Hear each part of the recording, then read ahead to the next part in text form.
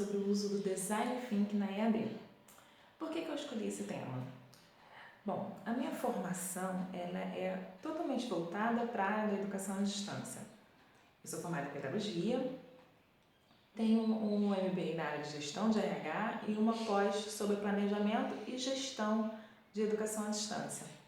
E recentemente finalizei meu mestrado na área de Ciência, Inovação e Tecnologia.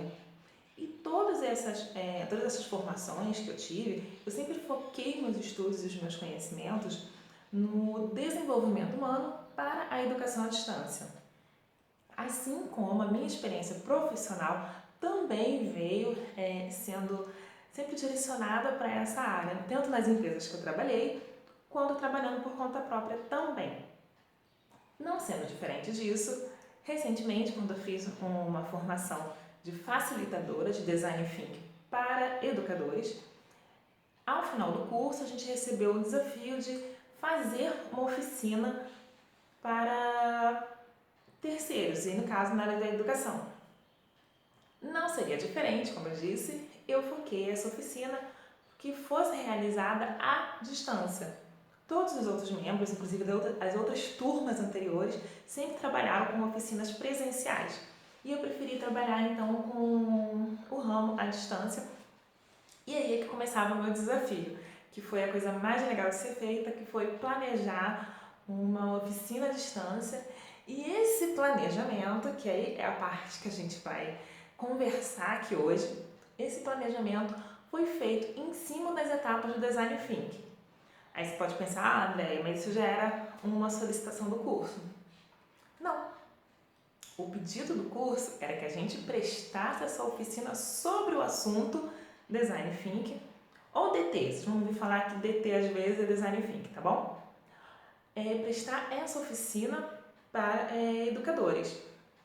Mas não que a gente planejasse ela em cima das etapas de Design Thinking.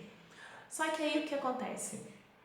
Eu tenho uma proposta de trabalho que eu criei que é diferente, que é inovadora, porque eu não queria uma oficina no sentido de simplesmente um curso onde eu estou aqui falando e a pessoa está ali me ouvindo, por exemplo, nesse formato de palestra, ou em um curso online onde você acessa ambientes de aprendizagem, como o Moodle, né, que é muito conhecido.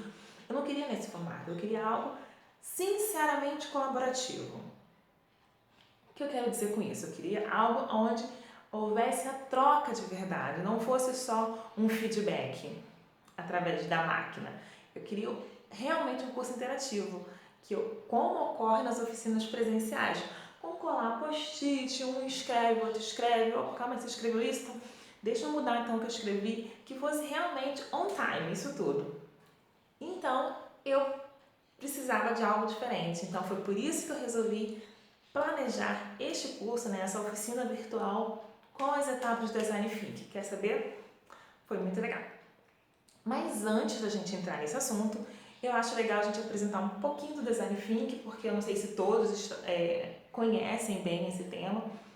Então, acho interessante que todo mundo esteja no mesmo pé, digamos assim. Então, eu vou apresentar assim bem rapidamente para vocês o que é o Design Thinking para educadores, tá bom?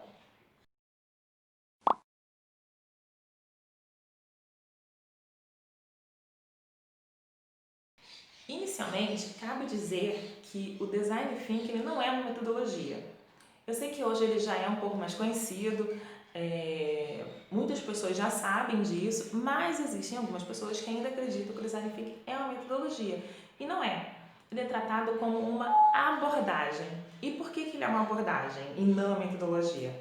Porque a metodologia ela é um estudo do método.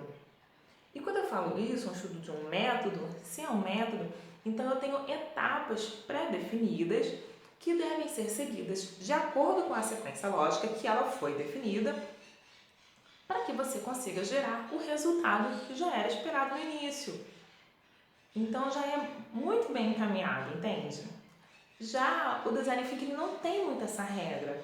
Você pode utilizar as etapas em ordem diferente. São 5 etapas. Eu posso começar pela quarta etapa, ir para a quinta e depois voltar à primeira, ou eu posso utilizar a primeira etapa mais de uma vez. Enfim, é mais flexível, entende? Por isso que é trabalhado como uma abordagem.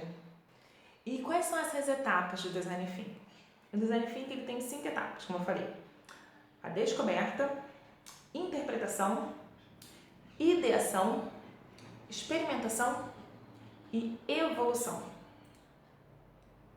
E junto, né, com a realização desse trabalho, dessas fases, dessas etapas, é que você consegue propor algo criativo. Essa é a proposta do Design Thinking, que você saia da caixa, né, como todo mundo diz, né, que é muito conhecida essa frase, mas é que de fato você seja criativo e proponha algo diferente do já conhecido por todos.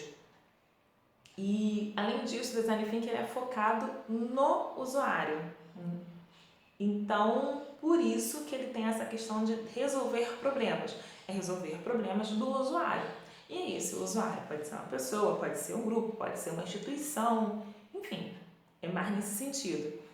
E aí, quando eu falo que pode ser uma instituição, gente, eu não estou dizendo que o usuário deixa de ser um indivíduo. Não, quando eu falo que é uma instituição, é porque aquela instituição tem um problema que afeta pessoas que estão lá dentro. Então, vou focar em quem? Na instituição? Nas pessoas que estão sendo afetadas por aquele problema, né? A primeira etapa, a descoberta. Na descoberta, você trabalha, na verdade, com o intuito de entender qual é o desafio que vai ser resolvido no Design Thinking, qual é o problema que precisa ser solucionado. Por quê? Porque o Design Thinking só funciona se houver um problema. Ele é uma solução de problemas. Esse é o propósito dele, solucionar problemas. Então, eu preciso ter um problema definido. E essa é a etapa mais importante de todo o processo.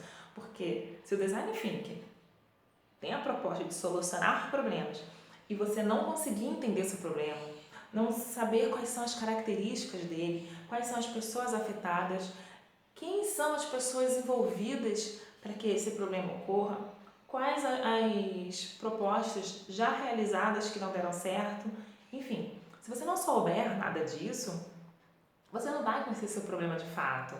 E isso vai acarretar, provavelmente, em erros de julgamento durante o processo.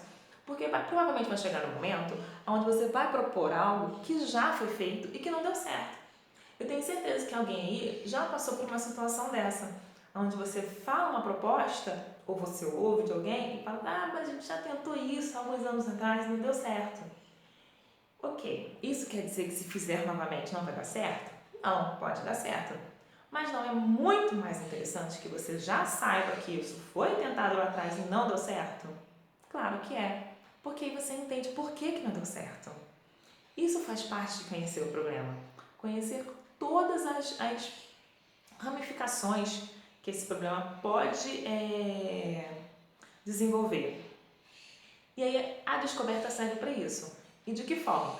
Através de documentos, através de relatórios, de registros, de entrevistas. É muito interessante você entrevistar as pessoas, o grupo, a área, o setor, enfim, que está envolvido nessa situação. É legal também conversar com outras instituições, se for numa escola, por exemplo, com outras turmas, para entender se aquele problema também ocorre ali e se não ocorre, como é que eles veem essa situação. É pegar o máximo de informações possíveis para que você possa trabalhar. Então, a descoberta é exatamente isso, é você descobrir o seu problema, descobrir qual é o seu desafio e defini-lo. O grupo precisa estar muito certo de qual é o desafio que eles vão enfrentar nesse processo. E aí, definido o desafio, a gente passa para a segunda etapa. Interpretação. A interpretação, gente, ela trabalha com a proposta de entender tudo que você levantou lá atrás na descoberta. Então, todos os relatórios, documentos, registros, entrevistas que você fez, é o momento de você se debruçar sobre esse material, ler tudo aquilo e entender como que essas informações se conectam. Porque provavelmente existe uma linha aí em todo esse conteúdo que faz uma costura nessas informações. E aí é o momento de você agrupar. Você vai ver os conteúdos e vai ver quais são as informações que mais aparecem e você vai agrupar por tema, entendeu? E aí, a partir do momento que você agrupou todos esses temas, você vai agora se debruçar sobre aquilo ali e ver o que é interessante para você para continuar o trabalho. Inclusive, também, aqueles temas que não se agrupam em nenhum dos bloquinhos ou grupos que você fez, também é importante, porque aquilo ali, de repente, não apareceu e pode ser algo que vai ser muito útil para você, que ninguém pensou ainda. Imagina que o desafio que a gente tem é número de faltas, ou seja, alunos que estão faltando muito em uma escola. Esse é o desafio. E dentre os temas que você agrupou nessa fase de interpretação, um que não entrou em nenhum grupo foi deixar o aluno faltar. Você olha isso inicialmente, parece muito estranho, deixar o aluno faltar, e aí eu tiro essa informação do que eu quero analisar na interpretação. Não, mantém. Porque esse aqui é o ponto mais fora da curva, pode ser algo que vai te gerar uma ideia muito mais interessante. Por exemplo, deixar o aluno faltar. Ok, eu deixo o aluno faltar, mas sob que condições?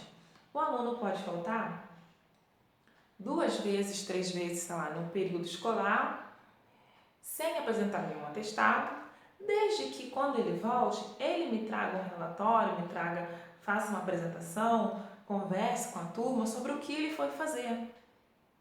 Ou seja, eu estou propondo uma interação maior para aquela turma, onde gere uma aprendizagem que ele vai fazer. De repente, ele pode ter ido para o cinema? Pode, mas ele pode ter assistido algum filme que é interessante, discutir com a turma.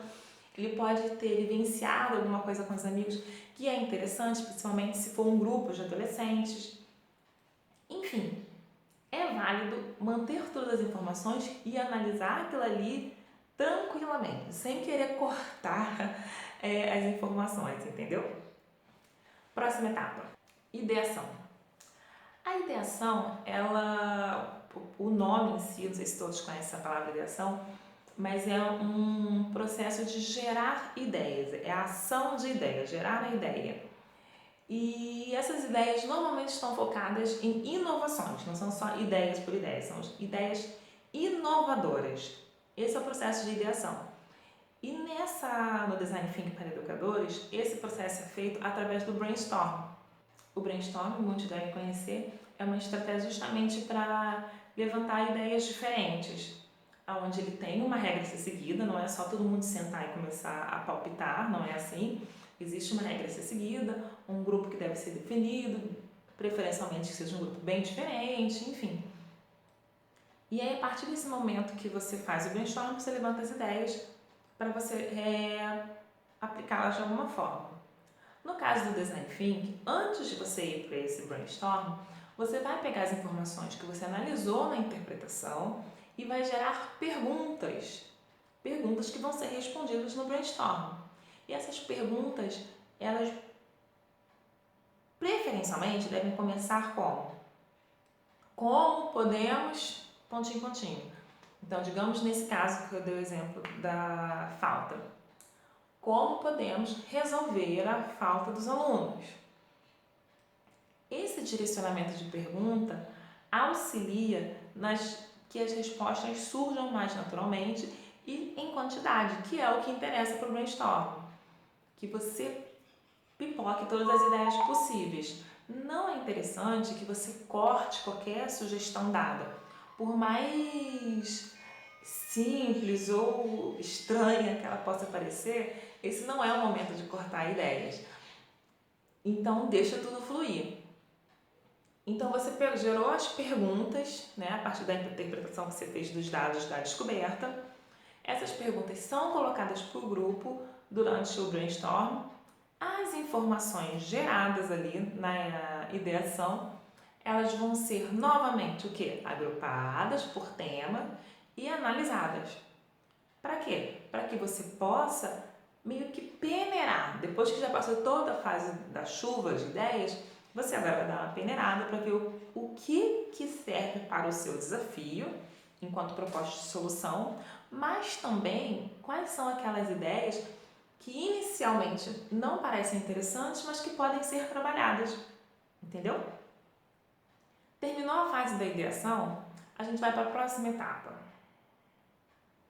a experimentação. Na experimentação é onde você vai pegar essas ideias que você peneirou da ideação e você vai aplicar. Esse é o momento de testar. É o momento de você ver se vai dar certo o que você vai fazer. Lembra que a gente falou lá atrás?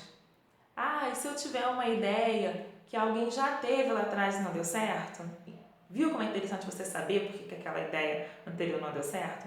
Porque você faz as correções no processo de ideação, você vai sugerir as ideias que vão surgir, provavelmente vão te ajudar a fazer algumas mudanças.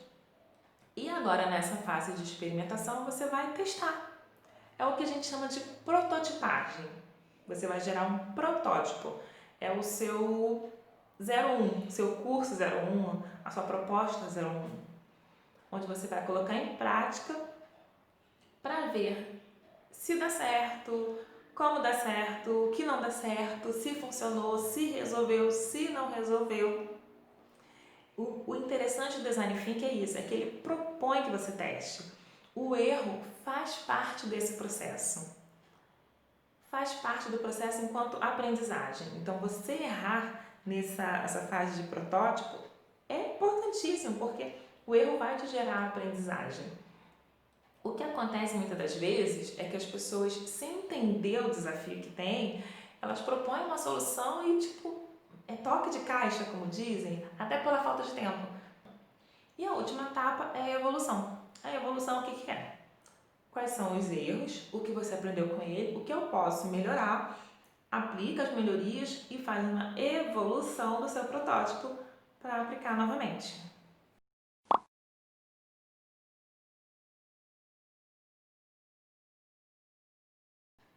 Bom, agora, falado o que é o Design Thinking, suas etapas, como que tudo isso entrou no planejamento de um curso à distância? Isso é legal.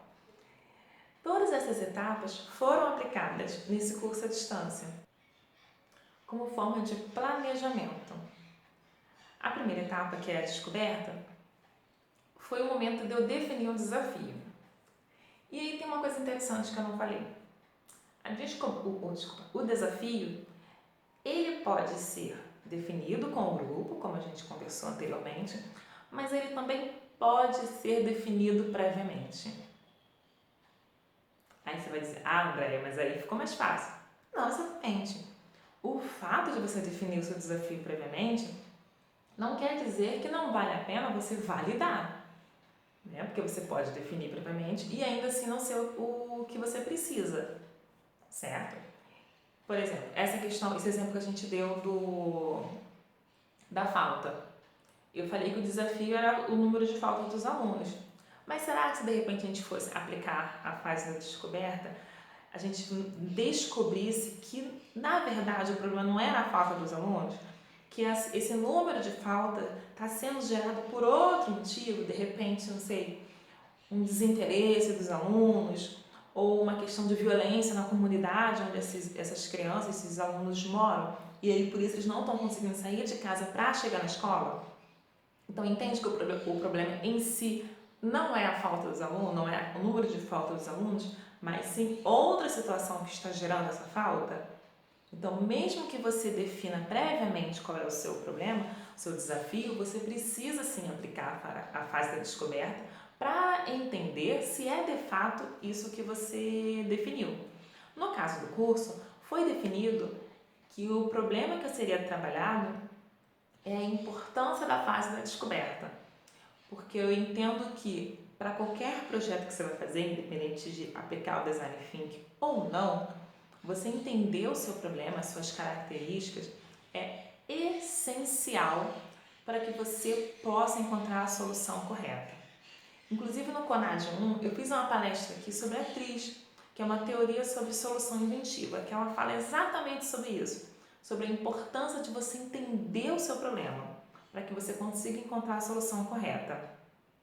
E eu continuo defendendo isso, e o Design Thinking traz isso muito sabiamente nessa primeira fase da descoberta. Eu apliquei essa fase, eu já tinha o meu desafio previamente estabelecido, como eu falei, mas ainda assim eu queria validar. E aí o que eu fiz? Eu levantei os documentos, informações e entrevistas para entender se era isso mesmo. E eu fiz isso em duas fases, em dois momentos.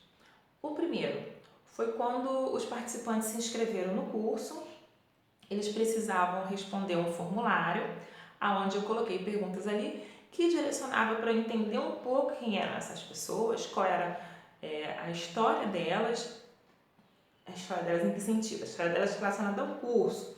O que a história delas tinha a ver com o interesse em fazer essa oficina sobre design thinking? Quais eram os principais problemas que elas encontravam no dia a dia de trabalho e se esse era o motivo delas estarem ali. Em seguida, na verdade a segunda, né? O segundo laço de comunicação com a turma, o primeiro foi o formulário, o segundo laço de comunicação com a turma foi o envio de um vídeo explicativo.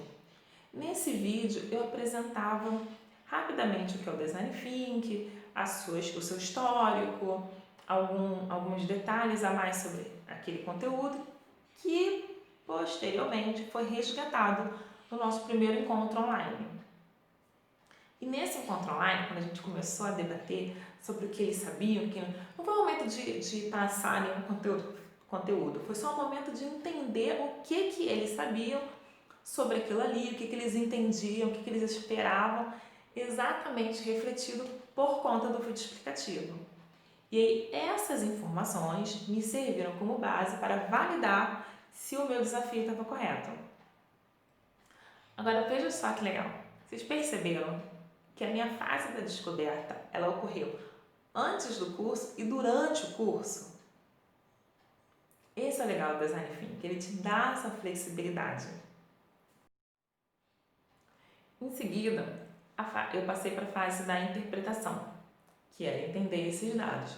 E aí, mais uma vez ela ocorreu em dois pontos, que foi antes do curso e depois do curso. Antes do curso, já analisando os estudos que eu tinha feito, né, o que eu tinha analisado por entender que saber sobre o seu desafio, conhecer as suas características era importante, eu comecei a analisar essas informações, analisei também as respostas do formulário. Eu fiz um formulário com respostas abertas e fechadas que me geraram gráficos e outras formas de levantamento que serviram para não só agregar mais informação a esse desafio já definido, mas para confirmar também. E com a análise que eu fiz, feita posteriormente com a conversa desse vídeo explicativo, fechou. Foi a interpretação feita e aí ali eu bati o martelo, o desafio era esse mesmo, o foco era trabalhar na importância de conhecer o seu problema. Na sequência, eu passei para a ideação. E a minha ideação, ela ocorreu de duas formas, em grupo e individualmente. Por que em grupo e individualmente? Porque eu estou falando em um curso onde cada aluno poderia trabalhar em grupo ou não para desenvolver um projeto. Eu não trabalhei em grupo. Entretanto, a gente tinha no curso um espaço de fórum e outros ambientes para discutir o planejamento e também hangouts. Então, toda a minha parte coletiva que eu precisava para criar ideias, para ter aquele encontro mesmo de ideias, né, foi nessa fase. Inclusive, tem um vídeo muito interessante do Steve Johnson, se eu não me engano, que é de onde vêm as boas ideias. Que ele fala que é de um encontro de dois palpites, a gente tem uma boa ideia. E era isso que a gente tinha ali no curso. Eram várias pessoas dando palpites das suas experiências passadas, das suas experiências enquanto aplicando a proposta, né, do curso. E foi dali, conversando, surgiram algumas ideias e alguns também problemas para mim, é claro, que aí posteriormente, de forma individual, eu trabalhei o meu brainstorm pessoal para que eu conseguisse desenvolver soluções. E é claro, aí como eu falei, o brainstorm ele não pode ser feito assim de qualquer forma. Então eu estudei uma forma de fazer o brainstorm sozinha para que ele ocorresse corretamente.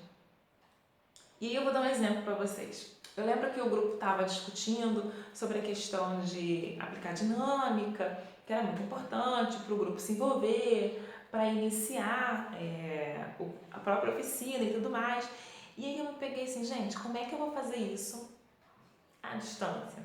Eu não queria que fosse só a apresentação. Cada um fala de si, o seu nome, o que gosta de fazer, não sei o quê. Eu não queria que fosse isso, até porque era um encontro de 2 dias só.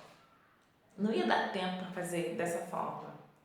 Então eu resolvi aplicar a dinâmica no final do primeiro dia para ser trabalhada no início do segundo dia.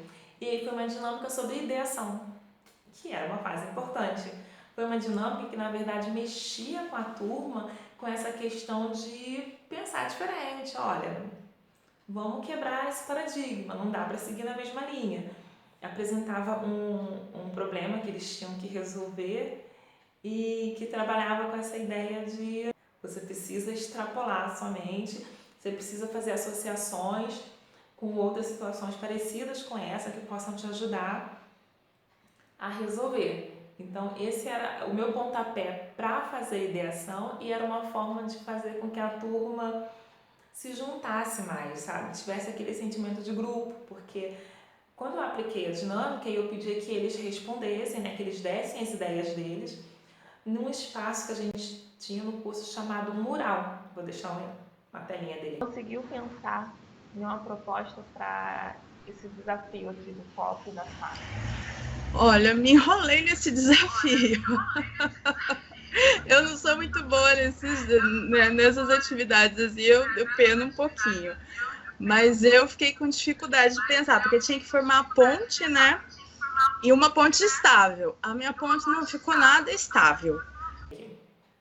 Nesse mural, era um trabalho totalmente colaborativo e quem tivesse online escrevia, não tinha momento, horário, para nada não. No horário que você quisesse colocar lá, você colocava. E era um espaço que você pode colocar post-its, que você puxa uma perninha para lá, outra para cá, põe vídeo, põe áudio, às vezes você não tá afim de botar um post-it, mas você, caraca, tipo uma ideia que acho que cabe perfeita. Tu grava ali na hora no celular e pum, sobe o áudio ali, puxa a perninha e cola o teu áudio. Então isso foi muito interessante para o grupo. Então eu resolvi essa questão dessa forma. Inclusive o vídeo explicativo que eu apliquei no início do curso também surgiu por conta de problemas que eu encontrei nesse brainstorm coletivo que eu fiz com a turma. Porque eu encontrava o problema lá, eu queria trazer para o meu mundo, digamos assim, mas inicialmente era um problema porque eram situações diferentes. E aí no individual eu fui trabalhando formas de tecnologias, na verdade, né? Porque as soluções da educação à distância muitas das vezes passa por uma tecnologia. Então você precisa conhecer muito bem as ferramentas que você tem para saber quais você pode utilizar. E agora vem a parte mais legal, a experimentação. O momento de botar o curso para funcionar.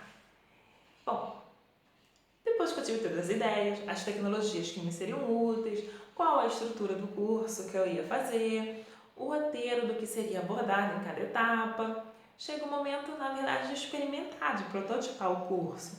Então eu ofereci o curso gratuitamente e apliquei.